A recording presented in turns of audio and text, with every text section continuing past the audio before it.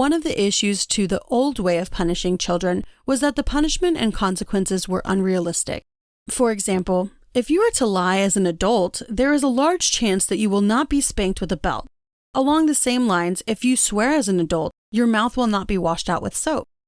If we take into consideration the above steps and methods, you can see that the consequences and punishments that are given for child poor behavior logically follow from the poor behavior itself.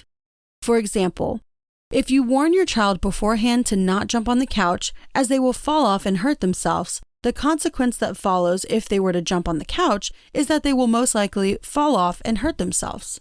In allowing for the consequence to happen, your child will recognize that the consequence you warned them of came true and therefore teach them in the process why their action was incorrect in the first place.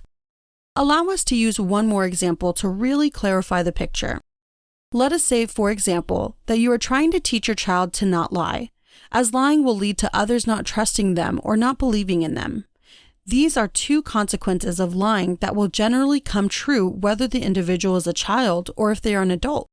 If your child continues to not tell the truth, and as a consequence your action shows that you do not trust them, they will recognize that the lying was incorrect.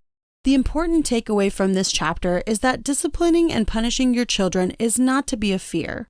Disciplining and punishing your children does not necessarily include those extreme forms that were practiced over 50 years ago. Consider disciplining and punishing your children as a way of educating them into the different expectations of their behavior and helping them to understand the natural consequences of their behavior. In that regard, you are teaching them discipline, cause and effect, and allowing them to develop a healthy emotional response to negative consequences as they understand that just because they did something wrong does not mean that they are a bad person. Healthy children, ND. Of course, disciplining children differs as the child grows, develops, and learns new ways of disobeying you and testing their limits. Help Guide number 1 goes through some tips for disciplining children of different ages and what kind of limits testing you will most likely find.